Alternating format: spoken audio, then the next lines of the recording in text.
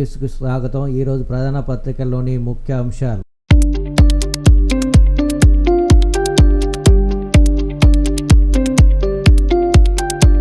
నేడు అమృత్ స్టేషన్లు జాతికి అంకితం.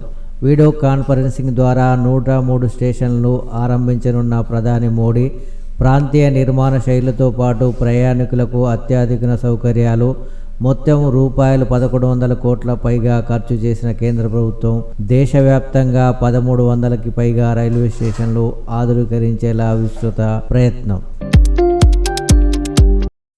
రాజీవ్ గాంధీ హయాంలో దేశం బలోపేతం. సరళీకృత విధానాలతో బలమైన ఆర్థిక దేశంగా నిలబెట్టిన నేత. యువతకు 18 ఏళ్లకే ఓటు హక్కును కల్పించి ప్రభుత్వాల ఏర్పాటులో యువతకు భాగస్వామ్యం కల్పించిన ఘనత. పహల్గాం ఘటన నేపథ్యంలో నాటి ప్రధాని ఇందిరమ్మ స్ఫూర్తిని దేశం యావత్తు గుర్తు చేసుకుంది. రాజీవ్ గాంధీ వర్ధంతి సందర్భంగా ముఖ్యమంత్రి రేవంత్ రెడ్డి. రైతు బీమాకు సర్కారు ధోకా. ఇన్సూరెన్స్ ప్రీమియం చెల్లించని ప్రభుత్వం ఇంకా రూపాయలు 100 కోట్లకు పైగా బకాయిలు. పరిహారం నిలిపివేసిన జీవిత బీమా సంస్థ.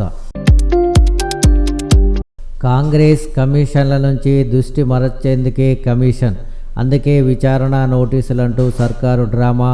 కాంగ్రెస్ది ప్రజాపాలన కాదు, పర్సెంటేజ్ పరిపాలన. కాంగ్రెస్ కమిషన్ల కకృతి వల్లే కుప్పకూలిన ఎస్ఎల్బీసీ. 3 నెలలు దాటినా కనీసం శవాలనైనా వెలికి తీయలేదు. టన్నెల్ ప్రమాదానికి బాధ్యులెవరు, వారిపైన చర్యలేవి? నిప్పులు చెరిగిన బీఆర్ఎస్ వర్కింగ్ ప్రెసిడెంట్ కేటీఆర్. తెలంగాణను ఎండబెట్టి ఆంధ్రాకు నీళ్లు తీసుకెళ్లే కుట్ర, ఇదే రేవంత్ కుట్ర. అందుకే కేసీఆర్కు నోటీసులు. గంగుల. ముఖ్యమంత్రి డైవర్షన్ పాలిటిక్స్. శ్రీనివాస్ గౌడ్. పరిపాలన చేతగాక నోటీసులు. సత్యవతి రాథోడ్. దురుద్దేశంతోటే నోటీసు జారీ చేశారు వద్దిరాజు. కేసీఆర్పై కక్ష సాధింపు చర్యలే ఇవి. పల్లా రాజేశ్వర్ రెడ్డి. కేసీఆర్ను బద్నాం చేయాలని కుతంత్రాలు. పోచంపల్లి. ధర్మమే గెలుస్తుంది. కాంగ్రెస్ బీజేపీ కలిసి కాళేశ్వరాన్ని విఫల ప్రాజెక్టుగా చూపే ప్రచారం చేస్తూ కుట్రలను తెరలేపినాయి. ప్రజలకు వాస్తవాలన్నీ తెలుసు. దేశంలోని చట్టాలు, న్యాయ వ్యవస్థ మీద మాకు సంపూర్ణ నమ్మకం ఉంది. మీరు ఎన్ని నోటీసులు ఇచ్చినా, డ్రామాలు చేసినా ముమ్మాటికి న్యాయం, ధర్మం గెలుస్తుంది. కేటీఆర్.